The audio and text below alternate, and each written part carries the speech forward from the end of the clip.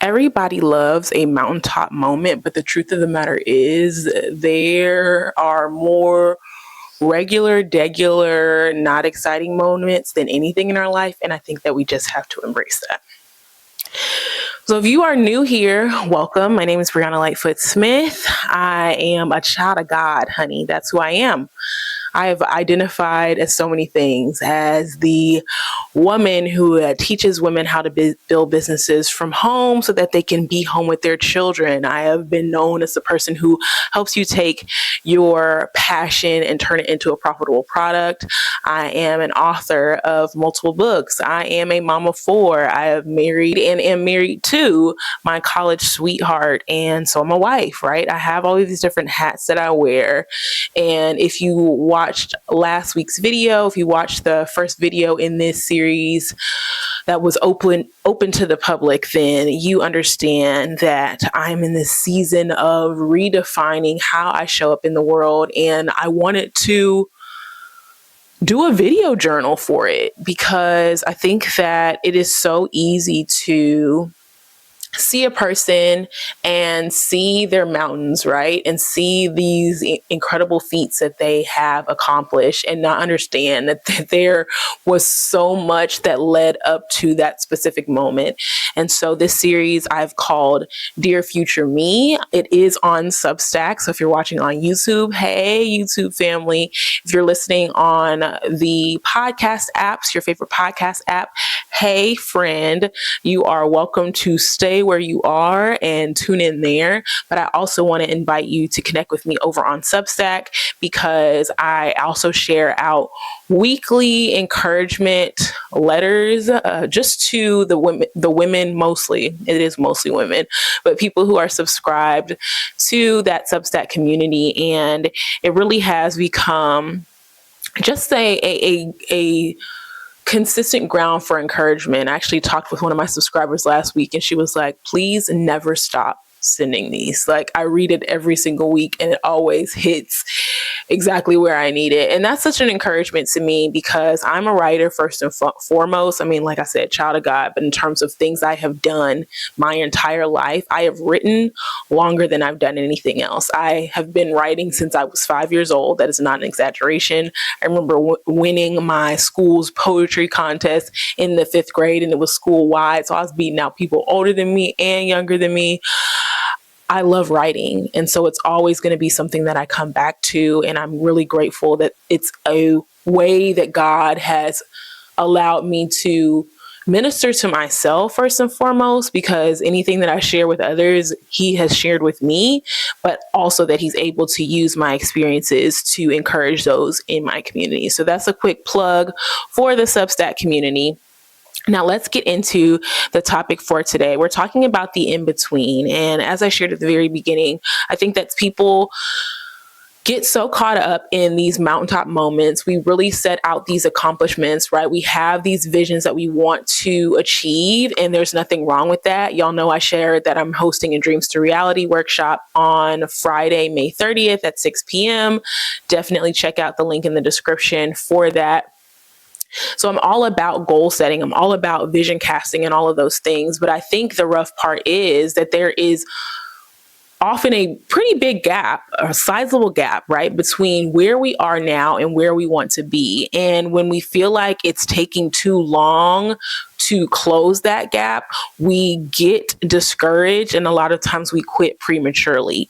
And I was thinking about this the other week because I was out with my youngest son. I have 3 sons and a daughter. If you missed that in last week's video, I think I shared that. But I have 3 sons and a daughter, and my youngest son was playing with Legos and he was building some towers, right? So he's building towers and he kept breaking the towers as he was building them, not intentionally, but he would put a piece on and it would be too heavy for that part of the tower. So the tower would just fall apart. And so he would keep building and then it would fall apart again and he would keep building. And something that I noticed is that he was not getting frustrated. Every time he had to start again, he just pivoted and he didn't even try to make the tower the exact same way that it was before when it broke, right? He just was like, okay, that fell off. Well, let's use this piece this time. Okay, those both fell off. Well, let's use these 3 pieces instead of 1. Let's use this instead of 2. And I thought it was so interesting.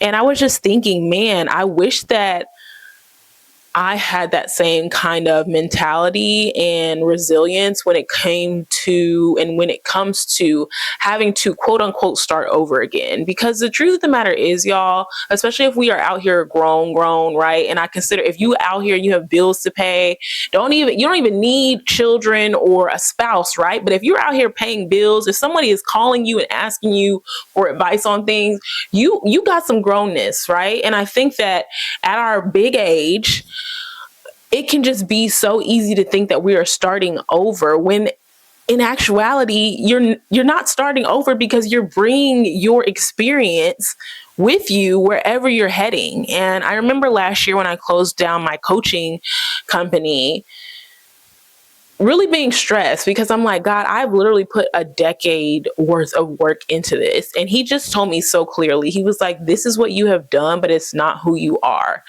You get to take all of this experience with you. So yes, you're closing down Brands by Bree, but if you open up another company with a different name, guess what? You still have that level of expertise. And that was really comforting for me. So I am going to share a scripture because again, God girl over here, Romans 12:2, it says, do not be conformed to this age, but be transformed by the renewing of your mind so that you may discern what is the good, pleasing, and perfect will of God.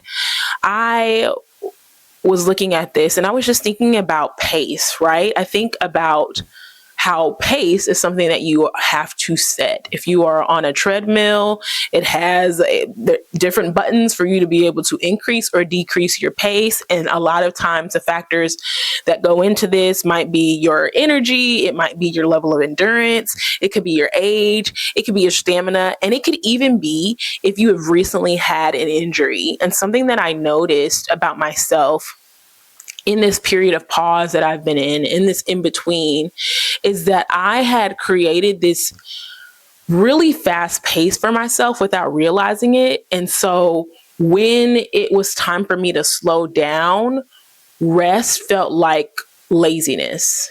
And I know that there are so many people who are already like, oh, girl, you are on my street. Yeah, I too don't know how to rest. I'm always moving, even if it's just getting something done around the house, because to be still feels like I'm not being a good steward of my time. To be still feels like there's other stuff that I could be getting done. To be still feels like I'm taking time for granted or I'm procrastinating. And don't get me wrong, friends, sometimes those things are happening, but I feel like if you are someone like me who genuinely was working nonstop from the age of 15, like there comes a time where you really do have this pregnant pause that you just need to take and sit down and sit in and ask yourself, before I jump to this next thing, what do I need to learn in this period of transition? Right? What do I need to learn in this period of transition? And that is what I've been asking myself over this it's almost been a year since I closed down my coaching company. And some of the things that I've learned, I've actually turned into a whole framework around what it means to really value relationships, what it means to intentionally audit the way that our energy is being spent, how we can develop systems that really support us, whether that is a system in terms of an infrastructure, a technology stack, right? Or if it's actual people that we have in place to support us. And then also understanding what are the trade-offs that we have to acknowledge and be okay with if we want to achieve specific things, right? I am so thankful that in this particular season of my life, in this particular moment, I have been transitioning out of paying for things just because it's a bill, right? And actually investing into things that I care about, right? So one of the things, which is a big deal, even just today, I signed my children up for swimming lessons. And this isn't their first time taking swimming, but this specific swim academy that I found, I have been watching for some months. And so to just be so mindful and intentional and patient with making this purchase for them.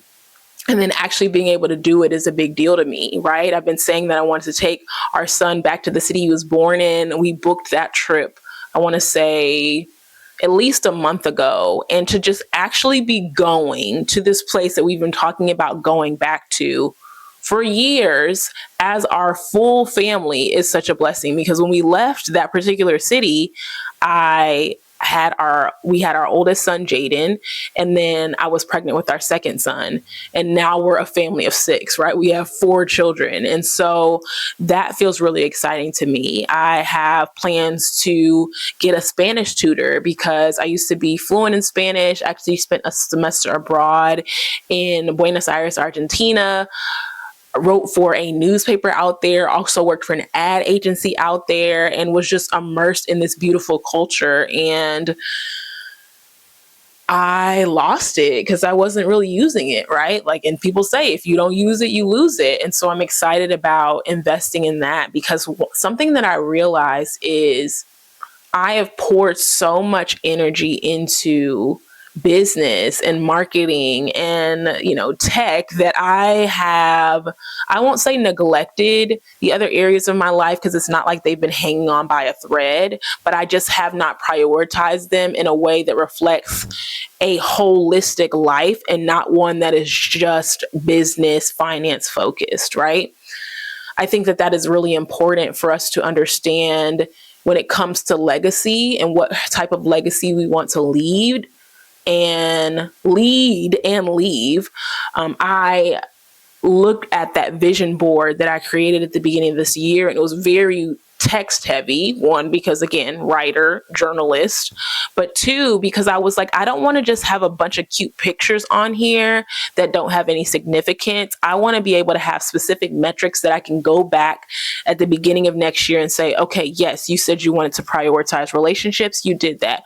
Okay, yes, you said you wanted to create more experiences. You did that, right? Okay, you said you wanted to be debt free. Like, that was something that you were able to achieve. And so I think about the fact that while I'm in this in between, I get to celebrate wins along the way. And I think that if more of us looked at our goals,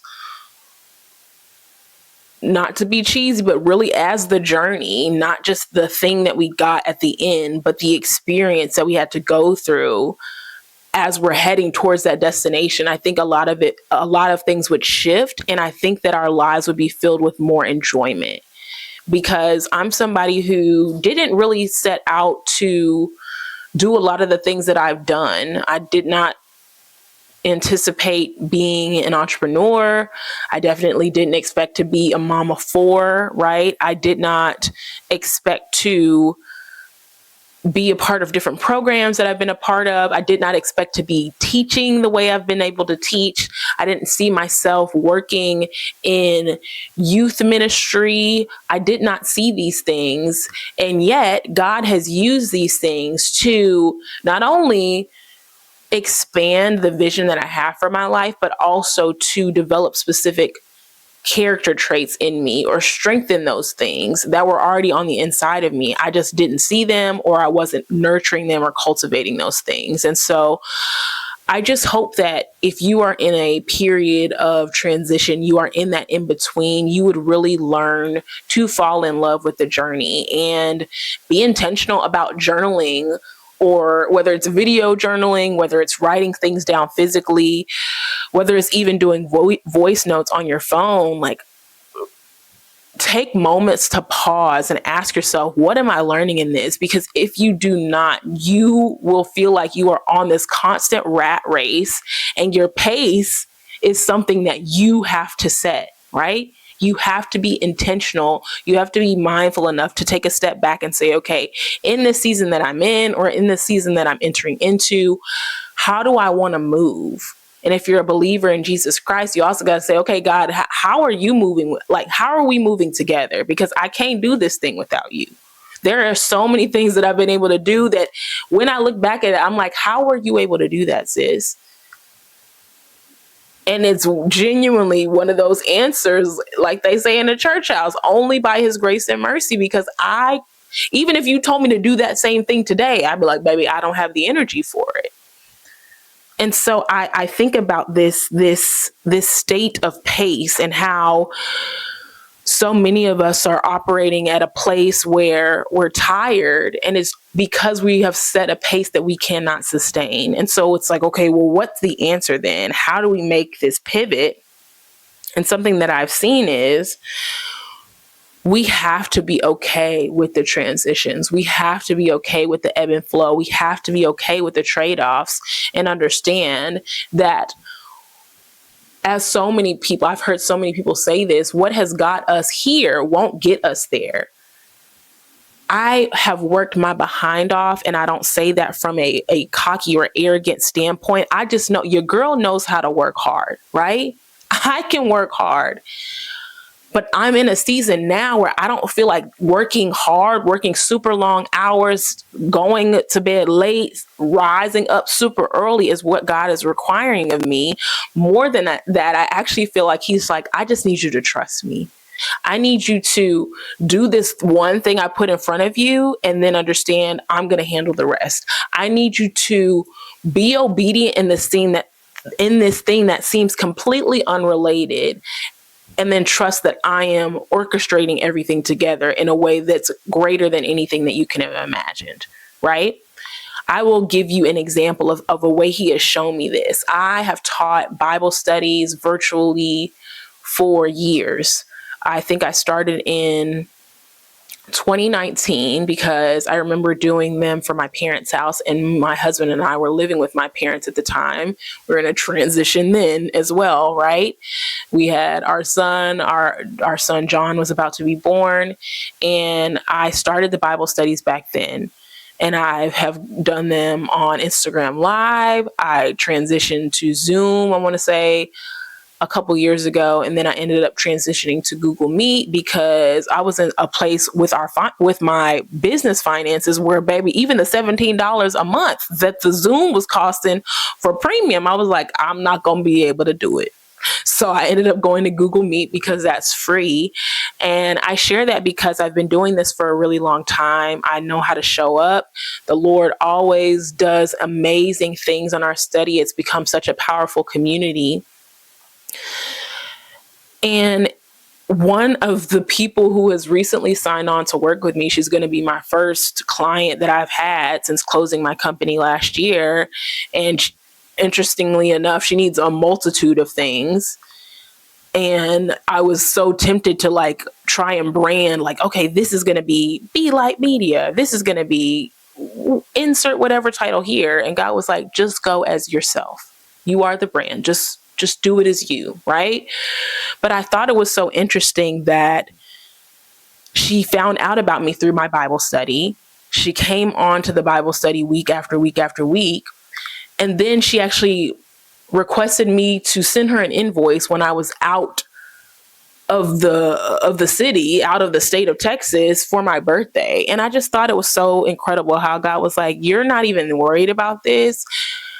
You're on vacation, and while you're over here resting, I'm actually working. I'm putting your name in people's mouths. I'm telling people, hey, you need to reach out to her so that you can pay her for her services. Meanwhile, I'm like, God, what services do I even have? Because I don't.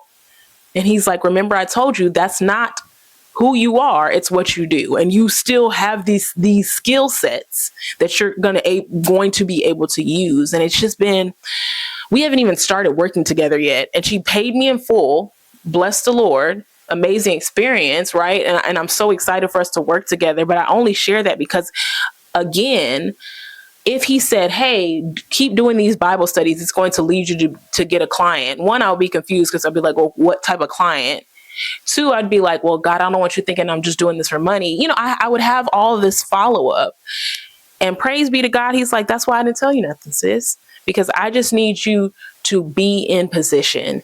And so, y'all, sometimes as frustrated as we get, the in-between is actually the perfect position, because as you're moving from point A to point B, as you're moving in between the mountains and you're in the valley, God is moving as well. He is shifting things in ways that you cannot see, but you have to stay encouraged and you cannot give up on your journey. And so the part for Dear Future Me is, do not be afraid of the in-between and do not be afraid of the transitions, because so many incredible things happen for you in that space that you're in, because it takes off all of your pretenses and all of the reasons why you think that you deserve something, and it really positions you to see God's